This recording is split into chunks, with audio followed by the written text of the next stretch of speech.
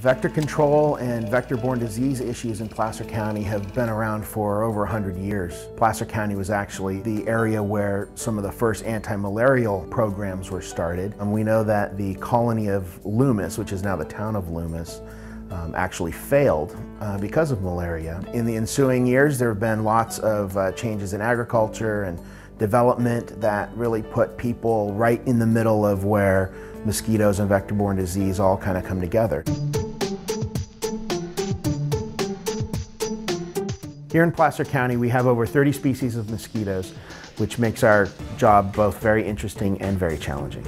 I think the challenge is just the vast size of the district. There's lots of different habitats where mosquitoes can breed, and you really have to know a lot about the biology of the mosquitoes to really understand how to control them. We implement what's called an integrated vector management program.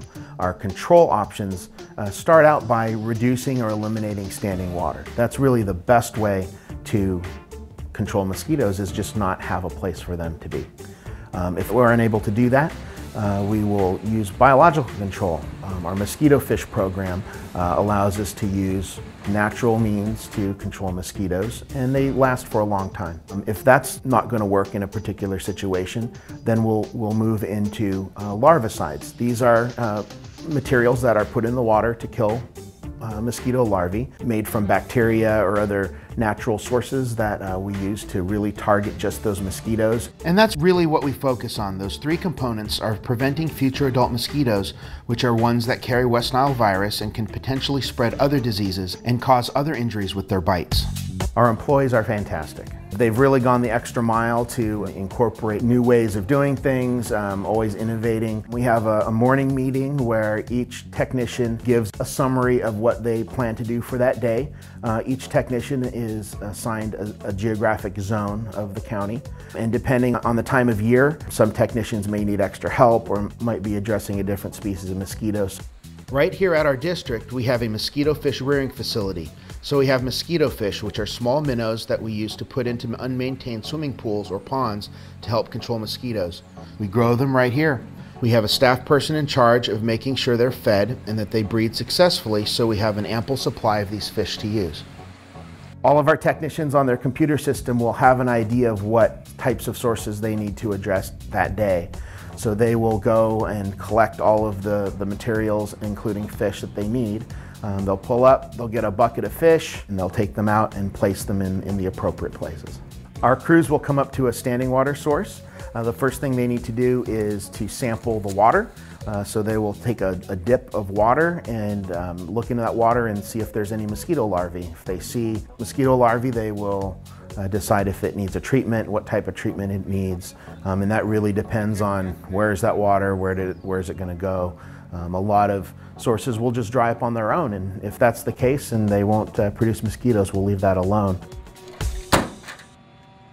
For a number of years, the economic climate has caused situations where there are a lot of unmaintained swimming pools. The problem with that is they become areas where large numbers of mosquitoes that carry West Nile virus will breed and produce tremendous numbers of adult mosquitoes in areas that are right in our backyards, literally. We really heavily rely on neighbors and homeowners to report those areas to us. And we can be very effective with a 5-minute inspection, maybe utilize some mosquito fish to ensure that there's no mosquitoes coming off of that swimming pool. We use adult mosquito traps to measure the number of mosquitoes that are out in the environment and also to see how many of those are infected with West Nile virus.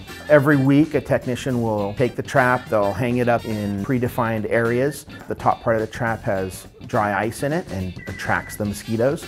The bottom part of the trap has a fan, which basically sucks the mosquitoes down into a collection basket. Those traps will be left out for about 24 hours. When the mosquito traps are collected and brought back to the lab, a lab technician will count and identify every single mosquito. It's a very time-consuming process, and our staff spend lots and lots of hours at the microscope doing that. Also in our lab, we keep mosquito colonies. We actually grow mosquitoes for a couple of reasons. One, we use them to test our pesticides for efficacy. If you use a particular pesticide too often or there's too much exposure to the mosquitoes, they will eventually develop what's called resistance. Basically, that material won't work anymore. So we want to obviously know when that's happening or if that's beginning to happen. So the mosquitoes that we have in our lab, we know are susceptible to those products that we're using, and we'll compare those to ones that we trap in the wild and compare them. And if we start seeing wild mosquitoes that aren't responding to our treatments, we know that something's up and we need to take some measures to correct that. We know from history, from other places in the world, that vector-borne diseases are not static. They change over time. We continue to be very, very concerned about West Nile virus because there is no cure, and it can cause brain-related symptoms, paralysis, blindness, seizures, and even death. We didn't have West Nile here in California before the early 2000s, so this is still relatively new. The heart of the district is protecting the public's health against diseases like West Nile virus.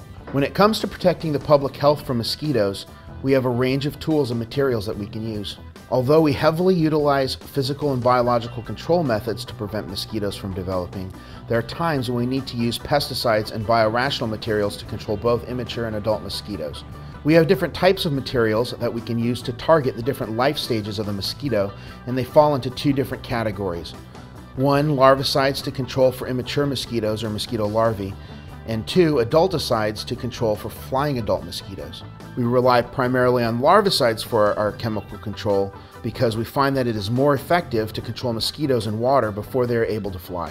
Of course, we cannot prevent every mosquito larva from developing into adult, so we still need materials designed to control adult mosquitoes, which is the life stage that is capable of transmitting disease.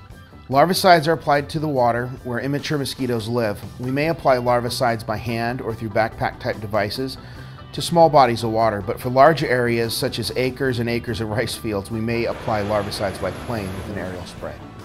What most people think of when they hear aerial spraying is using the other type of materials, the adulticides, which are targeting the adult mosquitoes that are flying around. This type of application is very, very safe to humans and their pets. It's targeted to control those adult mosquitoes that are carrying West Nile virus, and we use a very, very small application rate, somewhere between 2/3 to 1 ounce per acre, and we apply it at in a very, very fine mist using an aircraft that's designed to surgically target those areas where those mosquitoes are. The district can encourage people to use a variety of methods for controlling mosquitoes that don't require pesticides. Homeowners can do a lot to reduce the mosquito population. One of those is primarily just draining standing water. You know, protecting yourself by wearing long sleeves or long pants when you go outside. Another big part of what we do is public education. Got the fish? All the stuff that you learned today, all about mosquitoes and preventing mosquito bites. Public education really helps us get the public involved with controlling mosquitoes. Today we're here at a local elementary school teaching second graders about the 3 Ds, how they can protect themselves from mosquito bites by dumping and draining, using DEET, and calling the district if they need any help. The work we do really doesn't have a lot of high visibility. Being kind of in the background, it means that we're doing our job. It means the mosquitoes are being controlled well. It means people aren't getting sick, and thus the public health is being protected. Community leaders and legislators can do a lot to help support our goal of protecting public health by working with us. We're always looking for partnerships on projects, and whatever support they can provide us is going to help us do our job that much better.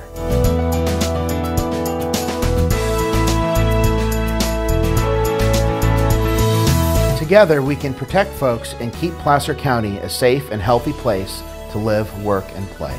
For more information about mosquito and vector control in Placer County, visit our website at placermosquito.org. We also invite you to connect with us and join the conversation. Follow us on Twitter and like us on Facebook.